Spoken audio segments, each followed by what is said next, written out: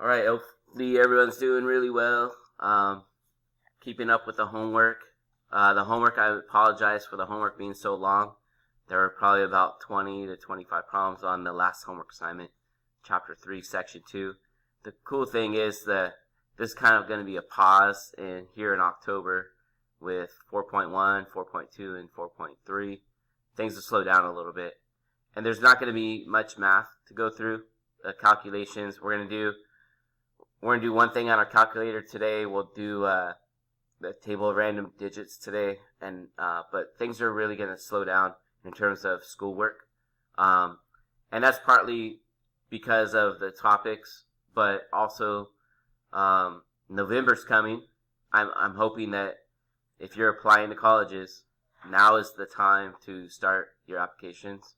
Hopefully you've thought about it before today, but now's the time to start filling out those applications. So hopefully you can get onto it. If you have questions about that, the counselors are really helpful. We have a lot of people in the office that are helpful in applying. But you know what? You have a great resource in all your teachers. Every one of your teachers went to college, went to university. So they're pretty familiar with the process of applying to college and all those things that you got to do. So hopefully you can contact them when it comes to application time. As far as the chapter breakdown, so 4.1 is surveys. So we're going to collect data. Everything we've done up to this point is called data analysis. So if you're going to analyze data, you're going to do data analysis. So I know there's a statistical language. Some people told me that they're struggling with the language, okay? But we're going to do data analysis, chapters 1 through 3.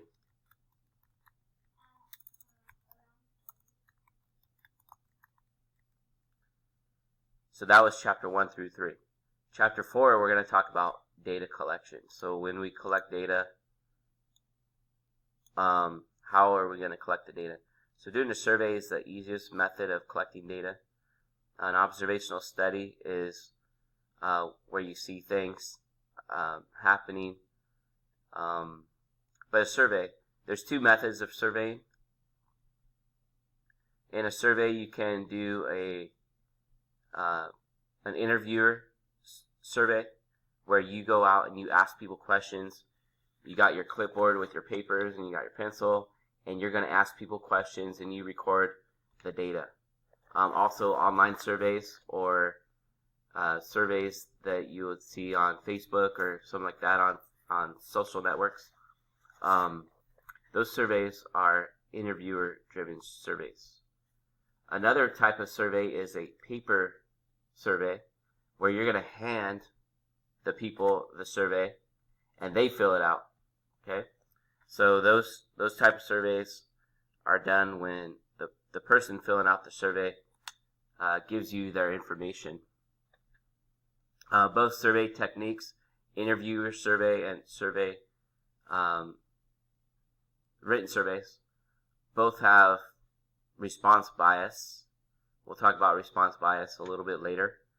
There could be non-response bias, meaning people do not respond to your survey.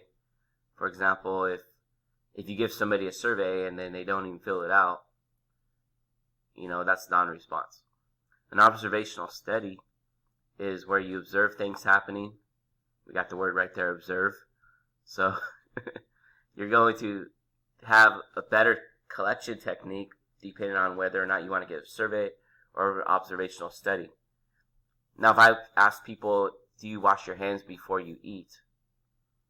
And most people are going to say, yes. If you give them a survey, I wash my hands. Obviously, duh. Or do you wash your hands after you go to the bathroom? Okay. If you do a survey, a lot of people will say yes. So you'll have a pretty high percentage of people saying yes in that survey.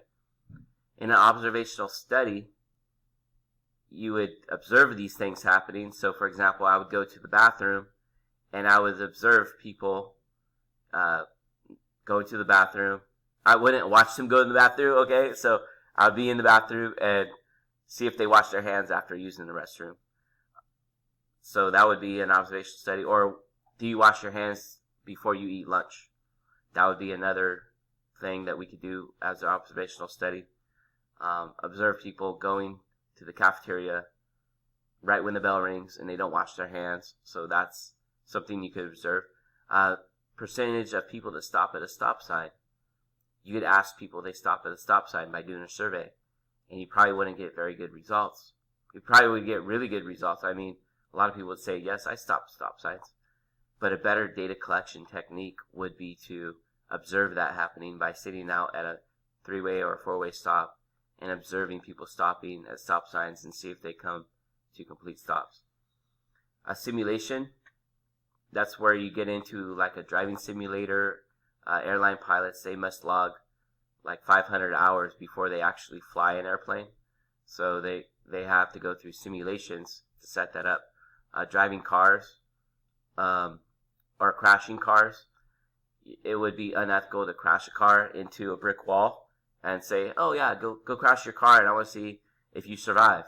Okay, so we use a simulator and they put dummies into the car, into the seat, and then they crash the car in a controlled environment to see how well the cars react from the crash. Experiments mean we have to apply a treatment to the situation. So whenever you apply treatments, that means you're doing an experiment. So doing surveys, we have a method of giving surveys. So just an example of doing a class survey. The goal is to do a final project by the end of the semester. Or not end of the semester, but the end of the school year. So we'll go through all the material, and then in May take the AP exam. Then after May, we're going to do the final project. So your final project, most people will do a survey, and their survey is usually going to be a series of questions. So you want to ask more than one question when you're collecting data. You don't want to just ask the direct question of people when you do your survey. So you want to do your survey in multiple questions, and when you collect your data, you'll be able to analyze multiple things, like is gender a factor in whether or not students wash their hands before they eat lunch. For example, I think more females probably wash their hands before they eat. And it's funny because nowadays with COVID-19 and everything, you should wash your hands more often, right? Sanitize. But boys are known for shaking hands with each other, and they do all this hand stuff, you know, and they're always touching each other's hands, and they're less likely to wash their hands, in my feeling. So girls, they're much cleaner. So you're going to go out and do a survey. You're going to ask multiple questions. You want to ask a large sample size, so you want to ask many people those questions. And then if you're going to do a group project, you want to take your questions and separate out and ask those questions. And then looking at the data, is there anything worth noting? So what comes out of the data? A lot of times when you go into a study, you're collecting data from people, but interesting things don't happen until after you look at data. You're like, oh wow, I found this interesting that more females wash their hands than males. Okay, so that would be something that you didn't originally try to study, but it would come out of your study. And so I just want you to start thinking about something you could study as a final project, something interesting to you, something that you've been thinking about that's going on in society. Could be something that you could do a survey on.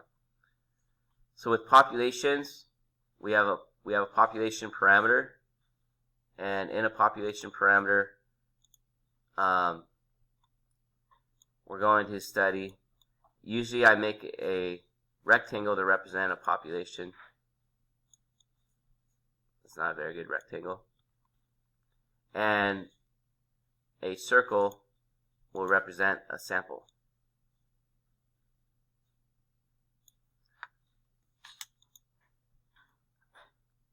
So our population of our school, usually when we do surveys, we're asking everybody in our school. We're at about 3,000 students. At one time, back in the 90s and early 2000s, before they built Pioneer Valley, Santa Maria got up to about 3,500 students. It was a really big school. In a sample, we're going to take usually at least 100 people if we look at our sample. And then from that data in a parameter, we have our mean and population proportion. So population parameter is the mean, or a population proportion is P. These are parameters. So we've been talking about parameters like the average height of individuals, the average speed on the freeway. You're talking about everybody. So when you talk about a parameter, you're talking about all people or everyone. So if you see those keywords, that means you're talking about a parameter, a mean of the population. So the population is the people that you're serving. If I'm doing a survey with people at Hancock College, then my population would be Hancock College, or in general, junior college students. If I'm asking people across the United States who you're going to vote for president, then my population would be the United States. Sometimes you'll see statistics for the world. Okay, the World Health Organization, the WHO, the WHO, right? They publish statistics for what's going on around the world, like global warming or pollution around each country around the world. So they monitor those things. In a sample statistic, usually we talk about the sample mean, which is X bar, or a proportion. A proportion for a sample is going to be P hat. Other statistics that you'll see is standard deviation. We already talked about that. Sigma and S. And more specifically, SX. Okay, so those are all parameters. Those are all statistics. And in statistics, usually you'll see the word sample when you talk about a statistic. In a sample of 400 Allen Hancock College students, we found that 70% of them enjoy online learning. And what are the reasons why? Why do people enjoy online learning? Well, a lot of students at Hancock College have jobs.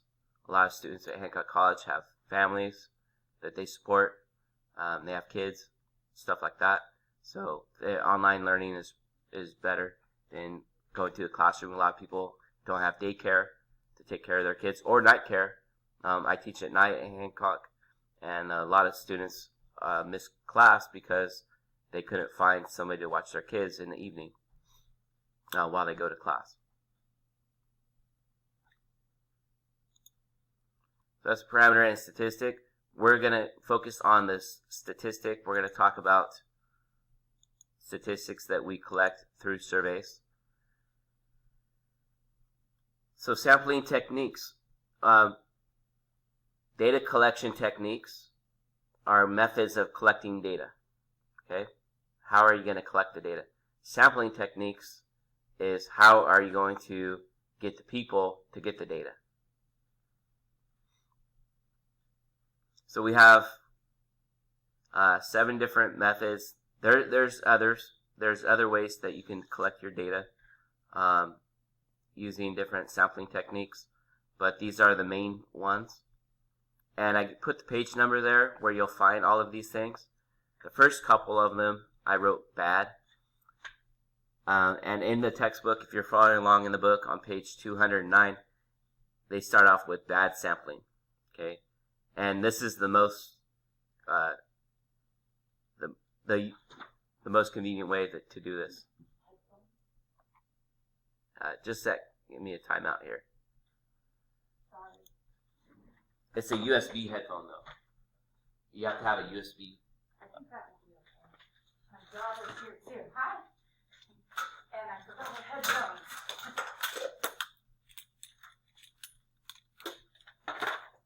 That's USB. Okay, thank you. I'll bring it back. Thank you. Mm-hmm.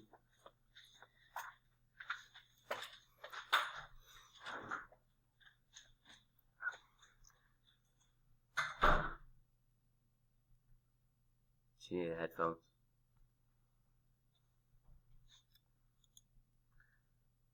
Sorry about that. Notice that a simple random sample and a stratified random sample, they both start with SRS. So I'll talk about each of these.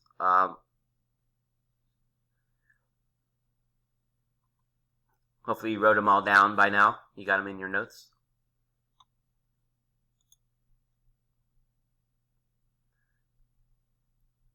So in a convenience sample, the word is convenient or easy. An easy way to collect data is to walk around school and ask people questions. That's convenient for you. A convenient method for me to collect data, like what % of students work. So I'm going to ask my AP Stats students, do you work? And get a percentage. That's convenient for me. It would be more difficult to collect data if I did a simple random sample. That means I got to randomly select students from all over the school and ask them if they work.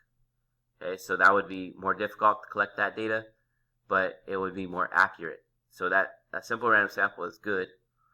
A convenient sample is bad because it has bias. And I'll talk about the word bias a little later as well. Voluntary response sample, that means when, again, the word volunteer is right there. If people volunteer to participate in your study, they volunteer their information. And a lot of times when you do like an online study for voluntary response, you're going to post your survey online on Instagram or something like that. And then your study is going to be responded to by volunteers. If I take my car to the car dealership and then I get home and the phone rings and I get a survey from the car dealership, they want me to answer a survey, I'm volunteering to participate in that survey. I don't have to do it, but it's voluntary. So voluntary response, page 210. And Yelp is one of those things. Have you guys heard of Yelp?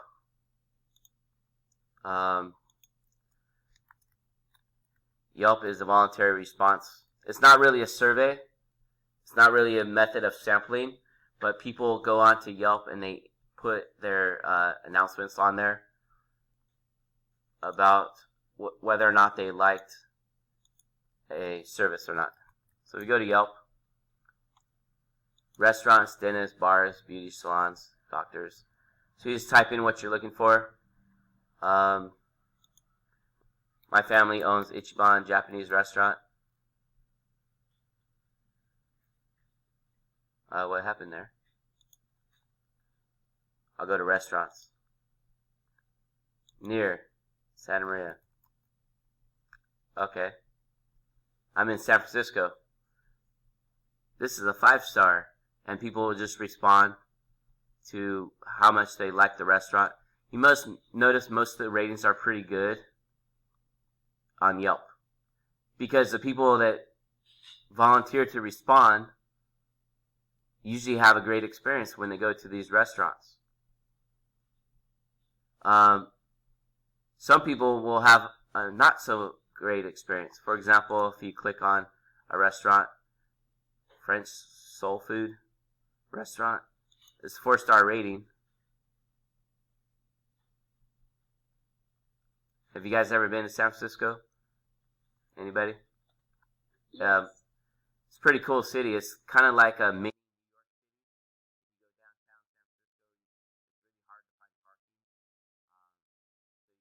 kind of stay there, and most of it's walking around. So here's their Yelp reviews. Oh, they have sponsored reviews. How do I get to all of their reviews? Maybe they're down here. 5-star, 5-star, 5-star. Then they go 4-star. So everyone's giving them great reviews. But I'm looking for the bad reviews, because somebody always has a bad experience. Can't find any bad reviews. But like I said, it's voluntary response, because most people that go to restaurants and they enjoy it, they're going to respond. they're going to go in there and tell you, oh, it was great. And they're going to write a review. If people have a decent experience, they're like, the food wasn't bad. We got in and out. We had decent service. They're probably not going to go jump on the computer and write a review. Oh, it was mediocre. I enjoyed the food. It was good. Parking was fine. Stuff like that. Anyways, voluntary response.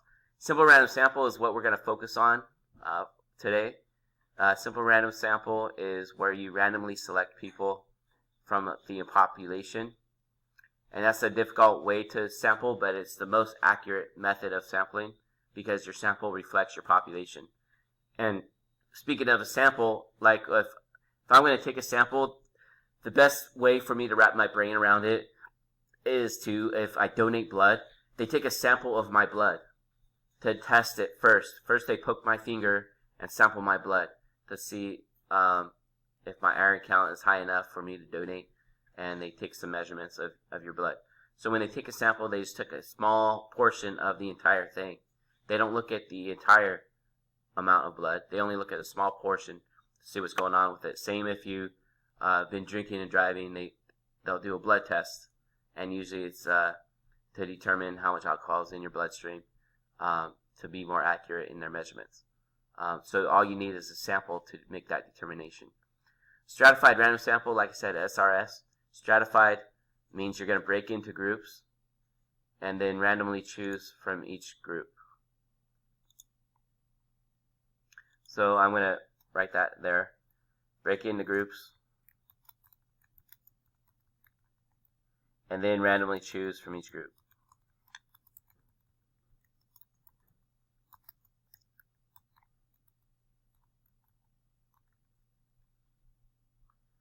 Because a cluster sample also will break you into groups. And then randomly choose a group, or two, or three. So if I have 9 groups in my classroom setup, I have groups at tables. And I break you into 9 groups, and I'm going to choose 2 groups. Okay. I was showing I have a system of randomly selecting people in the class. So I use this program called Class Dojo, and at the bottom there's a random button, so I could randomly pick. There's all my 36 students in my Algebra 1. I could randomly pick a student from the class using a random generation of names. So that's pretty cool to be able to do that. And then I could break you into groups right here and then randomly choose an entire group as well. A systematic sample is like what it says. It uses a system, so you're going to choose every 7th person that's in line at the cafeteria, and we're going to ask them a question. Do you like the cafeteria food? The police department uses a DUI checkpoint. They got a checkpoint, and you drive through it, and they choose every 5th car, okay, to pull over and speak to them, like, how are you doing, whatever. A census is where you're going to ask everybody a question, and the U.S. government attempts to do a census every 10 years. So 2010, 2020, 2020, is that right? 2030. Isn't it like a review? Isn't what like a review? A voluntary response sample or a sampling? Somebody wrote in the chat box. An observational study kind of is like a review where you're going to take old data and ask people, go back and ask those people those questions. But in a survey, you're going to try to get information from people. So yeah, you're reviewing their history. If you're going to do a study on health, like being a diabetic, in 1980, there was no type 2 diabetes in children. Now in the year 2020, 40 years later, type 2 diabetes in children is growing, is one of the fastest growing diseases among children. And a lot of people think that it's because of the candy and the sodas that we get and the juice drinks. A lot of kids are drinking those things and they're becoming diabetics, or maybe it's passed down from adults to children because of the amount of soda consumption, overuse of sugar.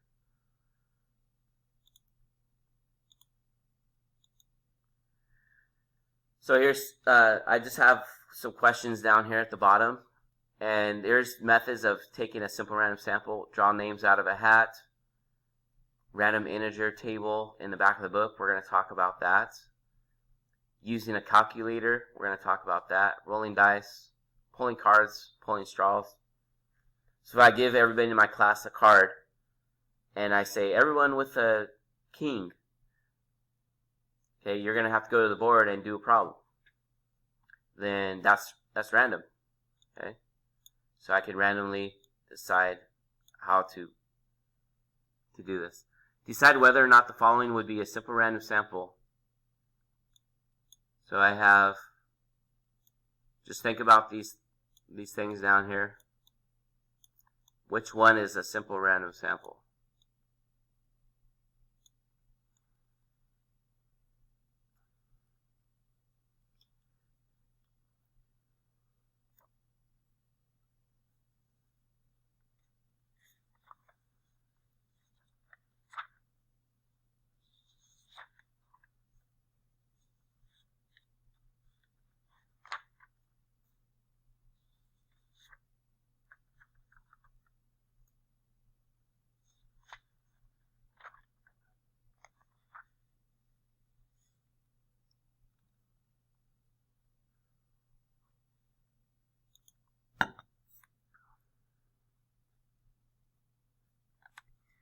Alright, picking names out of a hat, I think is pretty random.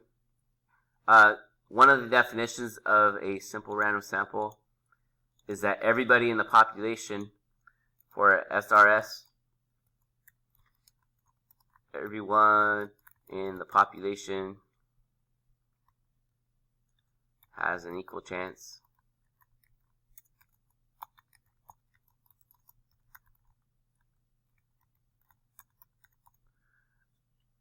So this is the raffle drawing. I don't know if you've ever seen a raffle drawing where you spin, so you put a bunch of names into a drum, and then you spin the drum, mix them up, and then you pull a name out. Or playing bingo. You guys ever play a bingo game? B-I-N-G-O. Bingo was his name-o. Okay, there's a game called bingo where you put dots on a piece of paper. I'm not sure if you're familiar with that or not. But bingo is randomly selected numbers out of a bingo game. I used to play bingo with my grandma all the time. That was a lot of fun.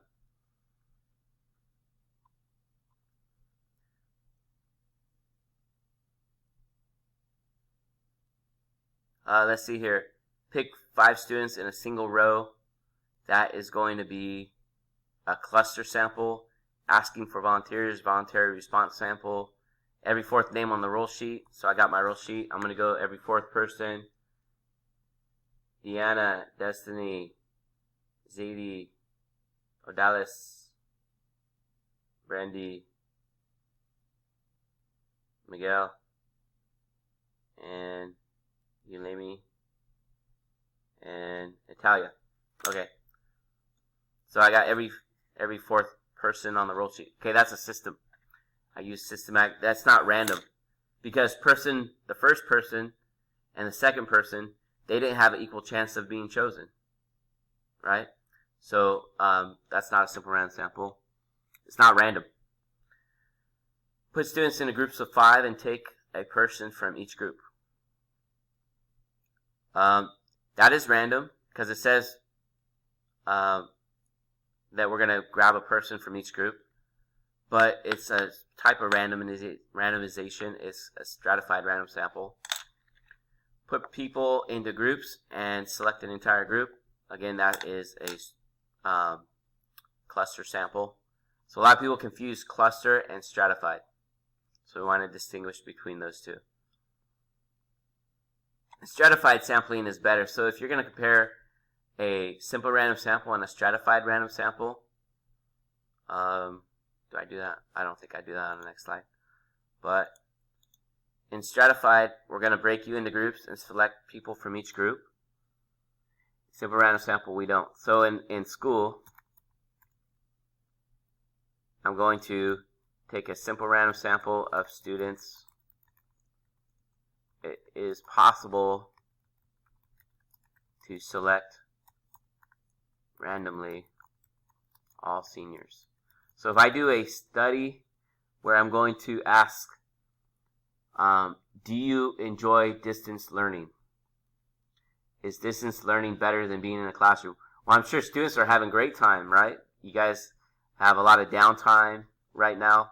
You only go to school, 2 days a week, really, where you're in class. So a lot of parents are taking their kids on vacation. Like, my kid doesn't have school today, so it's Friday. We're going. A lot of the A through L kids are on vacation right now. But you're still expected to do work. If I do a simple random sample, it's possible to get all seniors. Okay, and seniors will have a different opinion than everybody in the school. I want my sample to represent everybody in the school. So a better sample would be a stratified or strata. They have the stratosphere in Las Vegas. It's the name of a building. The stratosphere is part of the atmosphere on Earth if you take biology. A stratified random sample would be if we are going to break you into groups and select from each group. So I would say 25 from each grade would be more representative of the entire population. Now, both in a simple random sample, everyone has an equal chance of being chosen. In a stratified random sample, the same thing is true. Everyone has an equal chance of being chosen. But stratified is better because your sample represents everybody. It's more representative of the population.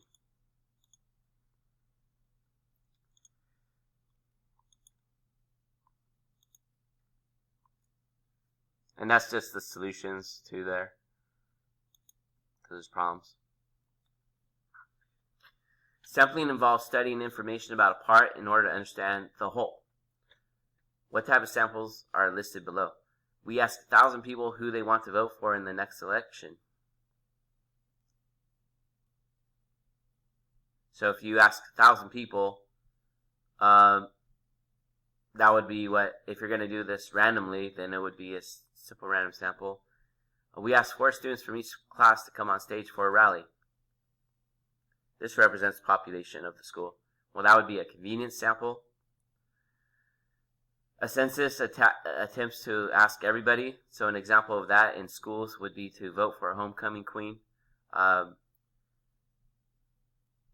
If you vote for a homecoming queen, the census attempts to ask everybody, but we still leave people out. And when you leave people out, that's called undercoverage. When you leave people out, students that are not in school, students that don't go to class that day or just miss class or are in the office, something else is going on.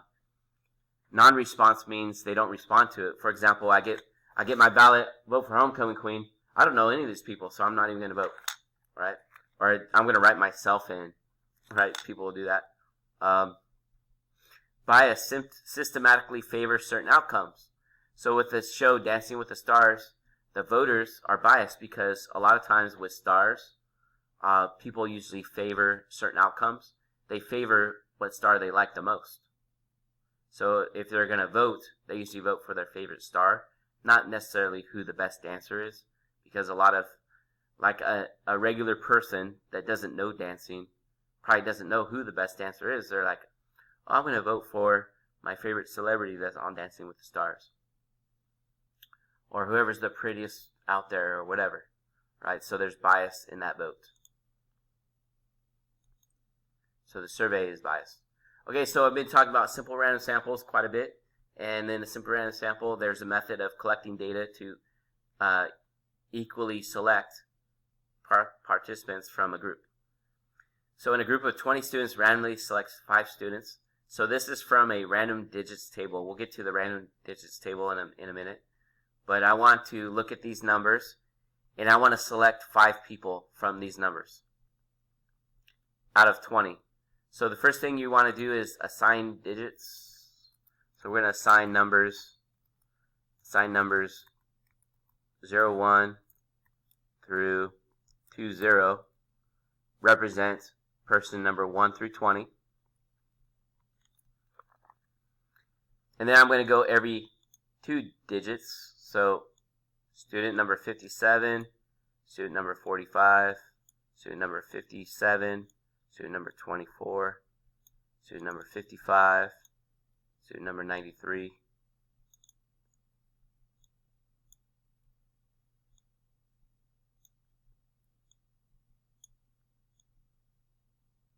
There's our first student, student number 17. Put a box around it. So I'm going every 2 digits because we want students to are assigned numbers 1 through 20. 57, we don't have 57 people in the class. 45, we don't have 45 people in the class. 57 again. 24, that's too big. 55. So I just skip the numbers until I get to student number 17. Student number 17, Jesus. All right, I randomly selected you, even though you're the only person with the video on. It doesn't seem very random, but I randomly selected Jesus. I used my scene chart. He's number 17. I randomly selected him out of the entire class. Okay? So then we just keep going until we get our numbers. Student number 6. Student number 6. Okay, there's our next student. Okay, let's see how random this is. Isabel, student number 6. And student number, they're my A through L student. Isabel's on vacation right now because she's A through L. She doesn't have school Friday. Student number 12 is Zadie. Okay. 65, 97, 61. So we have a table of random digits. And I want to look at the table. So go to the table in the back of the textbook. It's table D. It's after the normal distribution table. It's on T6. So table A is normal distributions. Table B is the T table. Table C is chi-squared table. Table D is table random digits T5. It's the very last thing in the book too. I don't know why they have all those extra pages with nothing on it. It's kind of funny. T5.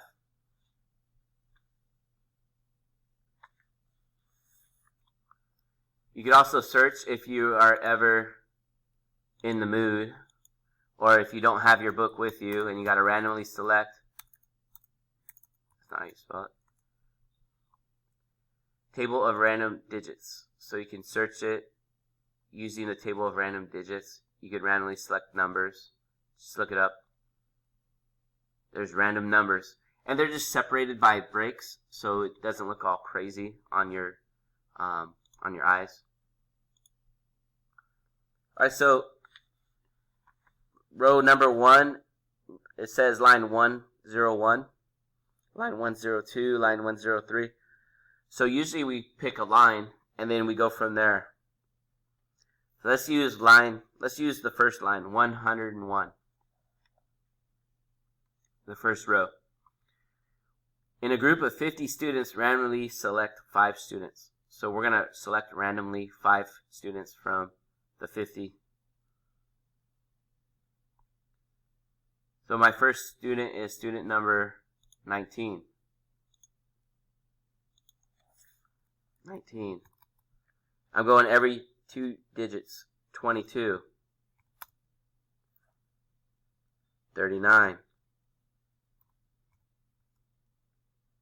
50.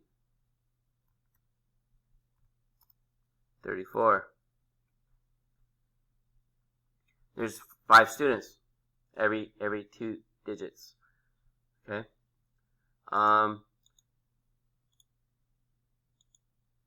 So let's go to line. Let's do it again. Let's do line 111.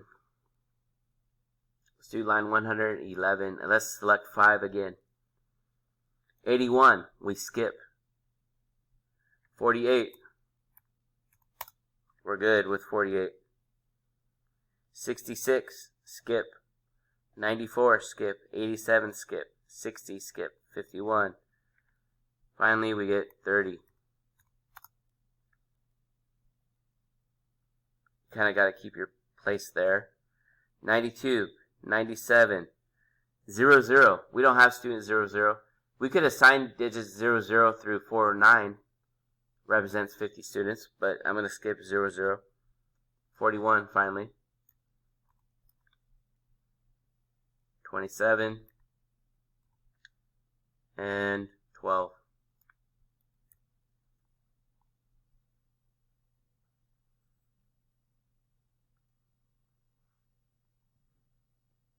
What if we have a large population? For example, I have the senior class, and I'm gonna randomly choose students from the senior class, and I'm going to give away a prize. I'm going to give grad night tickets. Did last year's seniors ever get to go to grad night? Have they gone? I don't think they ever got to go. They got reimbursed and never got to go. But grad night usually go to Disneyland every year. Costs like hundreds of dollars now to go to Disneyland. So it's super expensive because you got to pay for the bus, food, and the trip. Tickets get in. Tickets to Disneyland now are like $120 a person or something like that. I don't know. It's ridiculous. Anyways, we're going to assign digits. I think there's like 650 people in the senior class. So students 001 through 650 represent my seniors. I'm going to randomly choose 3 seniors. So I'll write that down. Randomly choose 3 seniors. And they're going to win a trip to grad night. So I'm going to pick those numbers. Let's go back to line 101. Every 3 digits. Student number 192. Student number 239. Student number 503. So these are completely random. There's no method. Everybody has an equal chance of being selected. If you kept going, 405, then 756 is too big, so I would skip that number. If numbers repeat, then you skip the numbers. Okay, so that's the table. That's the table of random digits. But wait, there's an easier way to do this. It's called calculator. So grab your calculator.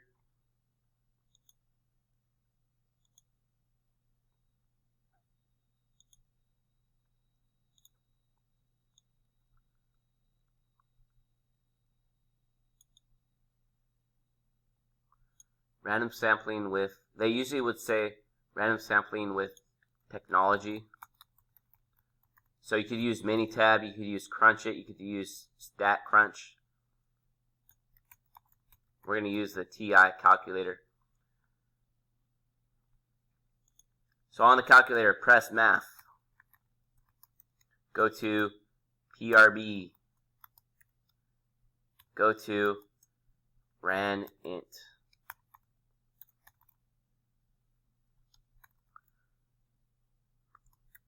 Go to Enter. So we should see this is what, number 5? RANINT 1, comma, let's just do 20 right now. So we're going to pick one person in a group of 20. Press Enter.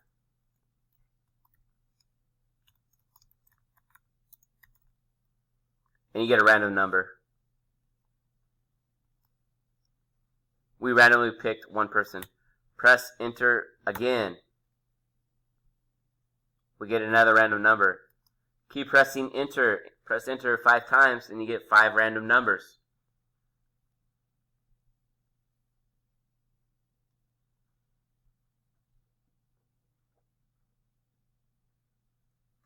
If you have Stat Wizard though, it'll ask you for a lower bound. Right up here. It'll ask you for a lower bound, an upper bound. We just put a lower bound and an upper bound in. Then it asks for the number in the sample. Or the sample size. So you could put a third number on there as well. You could put 2 numbers or you could put 3 numbers. 1, 20, 5 represents the numbers 1 through 20, and you're going to pick 5 numbers.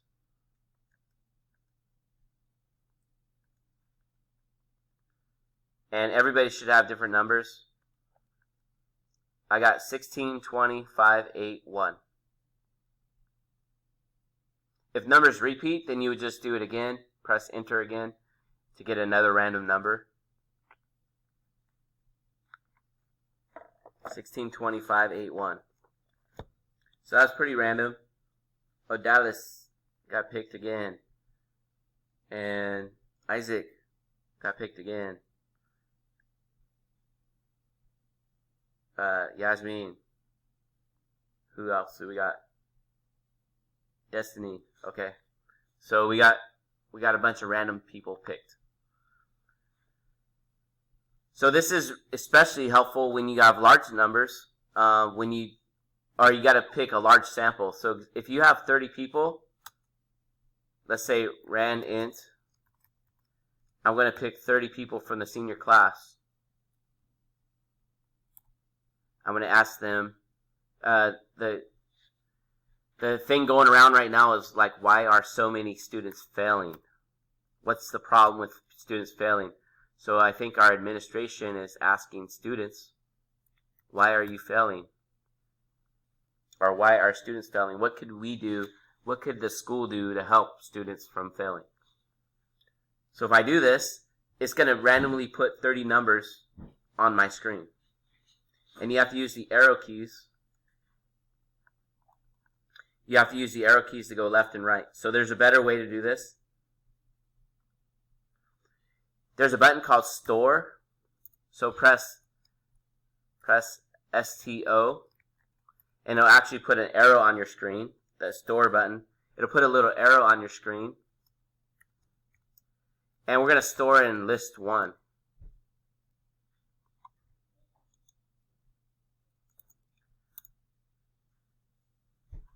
So go ahead and do that. Press 1, 650, 5 and store in list 1. Press enter. So those numbers should go into list 1. So now press stat, enter, and look at list 1. You should have 30 random numbers in list 1.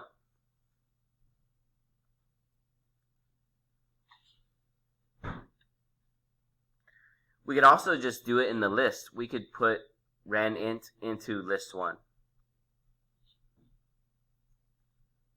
So I could get all the numbers in there so I don't have to press enter multiple times. So there's several ways to do this. So like I said, another way to do it would be to go to list 1. So press stat, not start, stat, edit. And then go to list 1. And then press enter. And there is where we're going to do rand_int. And 1, 650, 30.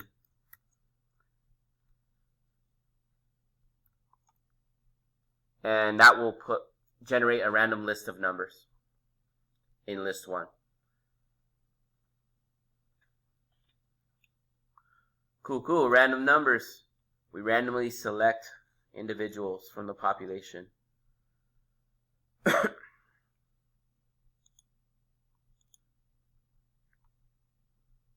Oh, cool. We got some people logged in. Awesome. I'll block out your names so nobody stares at. Actually, Let me go back to that.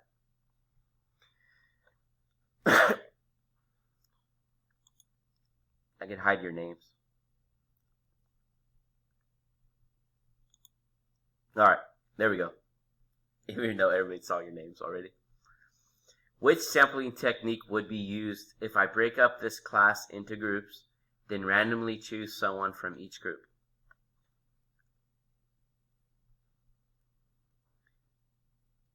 Which sampling technique would be used if I break the class into groups? So we got groups. We're going to do groups first. And then we randomly choose one person from each group. I like that you answered. We got one answer so far. Random. Let's see what the audience says. We got one for random, one for stratified random.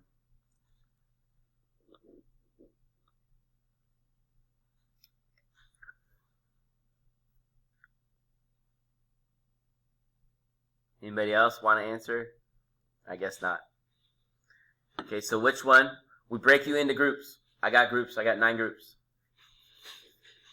So there's 2 grouping. There's stratified and there's cluster. Cluster means we're going to take the whole group. This is a stratified random sample. Thanks for answering. I should give some points for these people. I'll come back and look at it. Or do you want to know who answered? No? Okay. Alright. We're going to do some silent sustained reading, some SSR. Just like junior high school. Okay.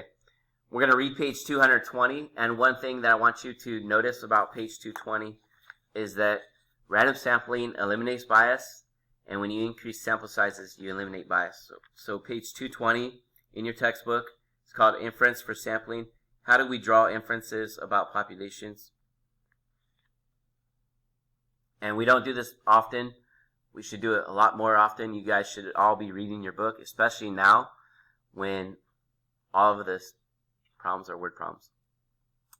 So let's go 5 minutes.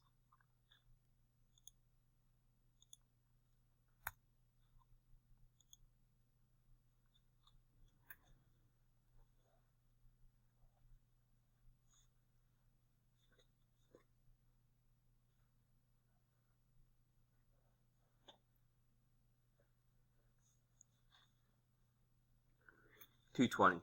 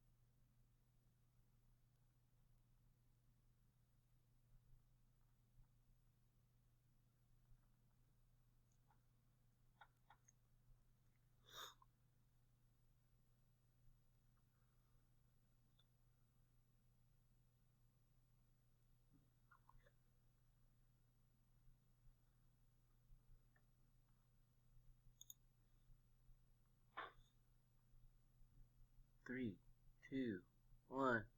Happy New Year. Alright. Had to hear that. Okay, I really like the activity that's on here. And I usually do this when we're in class because we have plenty of time in class. But I have a bag of chips. And they're colored red. And I usually do like 30% of them are red. Or something like that. And then we take samples. We take a bunch of samples. And then not all of them are going to be, not all of our samples are going to be 30% red. Okay? Some are 32% red, or 35% red, or 40% red, or 26% red. Okay? But most of them are going to be pretty close. Most samples are pretty close to what the population of all chips are. So that's pretty cool.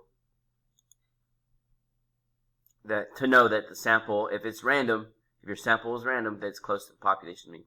So for inference, the larger the sample, the more accurate the results. Watch out for lurking variables. I'm not going to have you read page 260 right now. There's always error in surveys, and we'll talk about survey errors in a minute. A good survey has no bias, has no lurking variables, is a simple random sample, has no undercoverage, and very little non-response. So that's what good surveys have. Survey says, okay, if you ever watched The Family Feud, Steve Harvey, he's a funny class guy. And survey says, and he always gives that look like when some people give dumb answers, it's like, why would you say that? You know, it's pretty funny. You got to watch it once in a while. It's on daytime, so I think you guys have had a chance to see it if you have television. A simple random sample obeys the laws of probability, meaning the more samples you take, the larger your sample is, the closer you're going to get to the true population value.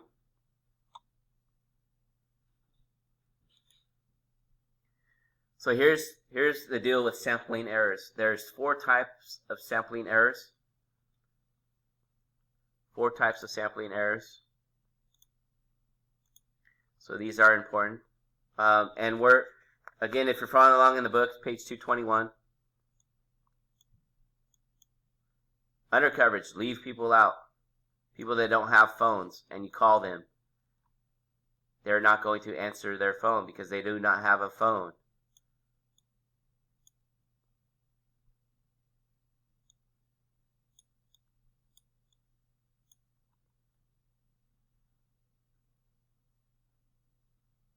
Oops. Bias is not a form of sampling. Let me put it down here. Wording bias. I don't know why that got thrown off right there. And response bias. So there's four sampling errors that are common in a survey. Non-response. So multiple ways to get non-response. You can't find a participant. For example, I randomly choose a student, and this has happened with a final project here at school. I had students do simple random sample, and they had students that they chose randomly, and they got their classroom roster wherever they were at in class, and it would go to their classrooms every day for like a couple weeks, and the student didn't come to school, never came to school, right? So that was non-response. The student was not here. If you do a phone survey, they hang up. If you do a online survey and they don't answer, okay, that's non-response. Or if they just refuse to respond to you. For example, I randomly chose you. Can you give me your information? And they're like, no. That happens. You'll find out when you do your final project that a lot of people are uncooperative when you ask questions. And this happens on the phone especially. We get calls all the time, and they're usually surveys, and they want to get our information. And my wife's like, don't talk to him, don't talk to him. I'm like, but it's a statistical survey. I'm a statistics teacher. I better answer them. So I get into that. Wording bias. We'll talk about wording bias in the next couple slides, but wording bias is when you write bad surveys and you influence the results. So whenever you influence results, that's called bias. Whenever you use words to influence the results, it's called wording bias. Then there's response bias, which looks like non-response bias. They look like the same, but they're the opposites of each other. Response bias is when somebody actually responds, but then they are not truthful. Okay, people try to screw up your surveys all the time. And my example was I had a student that was studying marijuana use among high school students, and some kids said he gets high 99 times a day. Okay, so obviously you can't use that data. It's not an outlier. It's response bias. The data is inaccurate because trying to favor a certain outcome. Like everybody gets high a lot. Okay, and that's not always the case.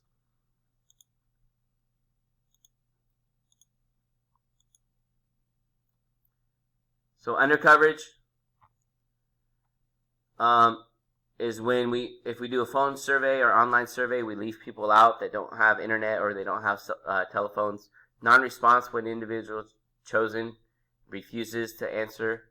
And then we have confounding, two variables, explanatory or lurking variables that can't be distinguished. We'll talk a lot more about confounding later on. So we're going to do some practice here for a couple slides. Just before a presidential election, like right now, a national opinion poll firm like Gallup Poll or the Associated Press, the AP, they increased the sample size from 1,000 people to 4,000 people. Okay, so why? Why would they do that? Because the larger the sample size, the laws of probability, it's actually called the law of large numbers, says if you increase your sample size, you'll get closer and closer to the population value. But, I mean, the difference between 1,000 and 4,000 is very small compared to a population of 300 million people. So, not much of a difference, but increased sample size tell us that your results will be more accurate. Right. Somebody wrote in the chat box. More accuracy. An engineering firm employs 2,000 males and 500 females. A stratified random sample is taken, 200 males and 50 females. It's stratified because they're groups. We group by male and females. Each engineer has a 1 in chance to win. Is this a simple random sample? Well, I just told you it's stratified. So it's not a simple random sample because we broke them into groups. But the reasoning is that everybody does not have an equal chance of winning. So there's more males. There's more males in the company, 2,000 males and 500 females. So 2,500 workers. Okay, if you just look at people as workers instead of labeling them as a gender, we always got to label people as society. And that's that big conflict right now. And I read all these things about a police officer who was white killed a man who was black, right? So we're labeling people instead of just saying people. A police officer killed an innocent man, right? We have to label them for race reasons. So stratified and simple random sample, same idea. Comment on the following as potential survey questions. Is the question clear? Is it slanted towards a desired response? What best represents your opinion on gun control? The government should confiscate our guns. We have the right to bear arms. Guns don't kill people. People kill people.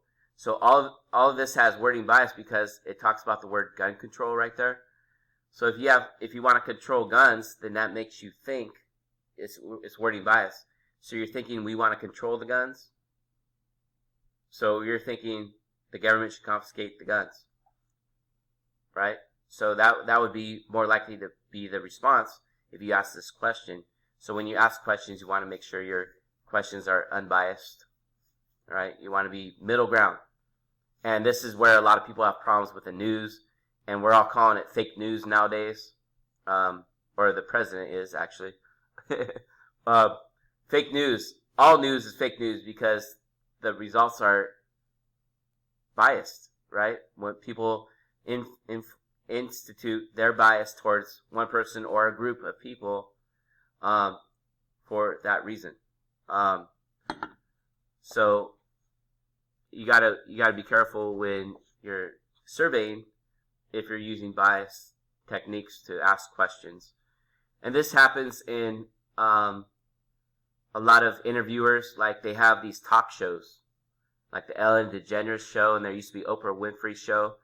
Ellen and Oprah both have been, I think, really unbiased towards the people that come onto the show. So that's why they were really successful. But people that usually had biased shows, like they would talk about a certain thing or they get under somebody's skin, usually they don't last long, or they're late night TV shows where they go after and attack people. That's happening on the show called The View now, where The View is really political now. And it used to not be. I mean, it was cool. It was like a bunch of women talking about women's topics, right? And now it's like become really political. So now it's like under fire and stuff like that. So I don't think The View is going to last very long. They've had all these different people on The View. But it's not unbiased questioning. They always institute their bias into the questioning of the people.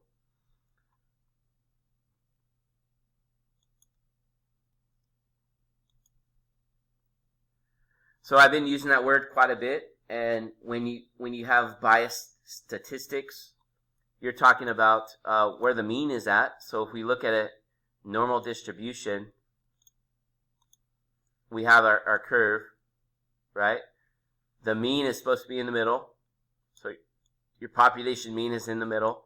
If you have an unbiased statistic, your sample mean is going to be pretty close to the population mean. Your sample mean is going to be like right in there. If you have a biased statistic is going to be far away from the mean, population mean. Okay?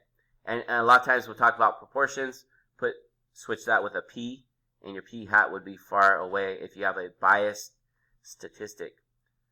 So, and then you have variation. So you have bias and you have variation.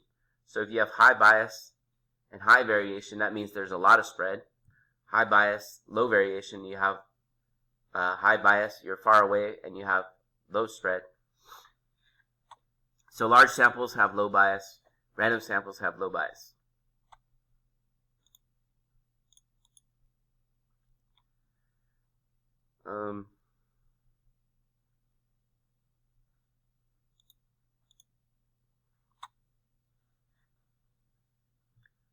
Which of the following is not correct?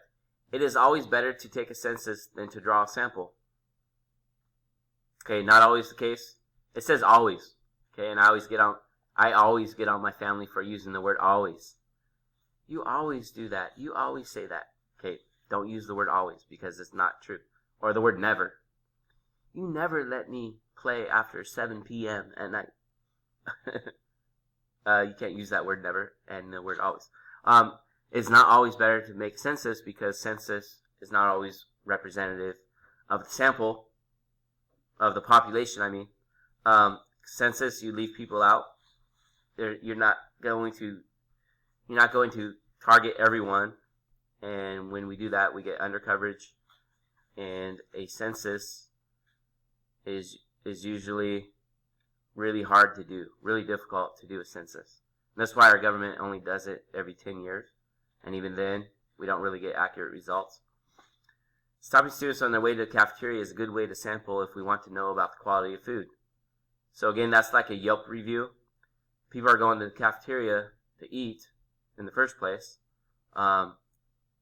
If you really don't like the food, then you really wouldn't go to the cafeteria. Honestly, you would bring your lunch or whatever you would do.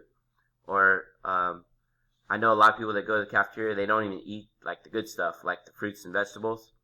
I always eat fruits and vegetables because they don't eat them. I eat carrots like every day because they don't eat them. I get free carrots. Awesome. A poll taken at our favorite website, Stats is Fun, garnered 12,000 responses. The majority said they enjoyed statistical homework. With a sample size that large, we can be pretty sure statistics students feel this way too. We had a really large sample. It's more accurate. Well, what's the bias here? Well, you're asking people that went to a website about statistics, right? So how many regular people go to stats websites. Okay, not very many. So it's not representative of the population, of everyone. Okay, so this is doing a survey on a plane flight of 300 people. If we pick every 10th passenger, what sampling technique is used? Every 10th person. Okay, so that would be a systematic sample. From the boarding list, randomly choose 5 people flying first class and 25 and other passengers. That would be a stratified sample because we break you into groups and we randomly ask people in each group. Randomly generate 30 seat numbers and survey the passengers who sit there. That is a simple random sample, an SRS. Randomly select a seat position and survey all passengers in those seats. So that is a cluster sample. We break you into groups and we selected a seat position and took from those groups. Ooh, quiz. Maybe we should see what the quiz questions are asking. I'll go back to the quiz questions.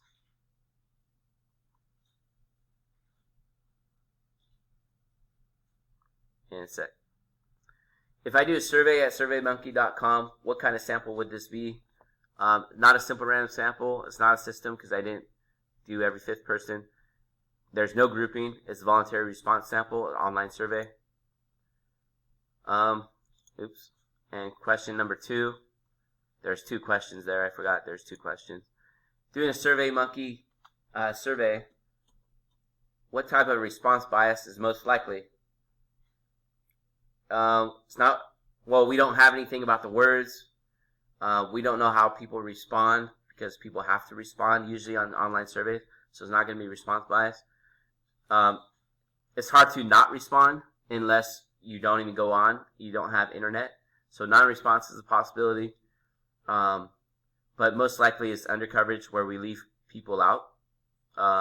If you leave people out, people that don't have internet or have internet issues, they can't go to SurveyMonkey, then like my dad doesn't have internet. So not everybody has internet, believe it or not. And we're out of time. We don't have time to take this quiz, so don't worry about it.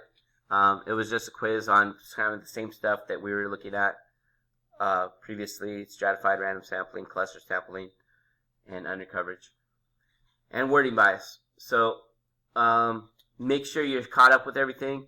Quiz 3.1. Quiz 3.1 still have a few people missing quiz 3.1. I wrote missing on there. Got a few people missing the homework from chapter 3.2. So make sure you're staying caught up. Log into Canvas. On the right side, it has your to-do list, things that you haven't done yet. And then Chapter 3 test. Chapter 3 test is going to be due by Monday. So make sure you get onto that and do the Chapter 3 test. It's on regression and correlation. So mostly finding the equation of lines, interpreting the slope of the line, and stuff like that. Any questions? We're out of time again. What made you sit the whole time? I didn't even do a break. Oh, man, you got to stretch before your next class. Go run around the block and then come back. Stretch before your next class. So have a good day and good weekend. Make sure you do that test and get on a little bit of homework before I see you next time. All right, bye. All right. Have a good weekend. Thanks, you too. Awesome. Thanks for coming to class. Happy Friday.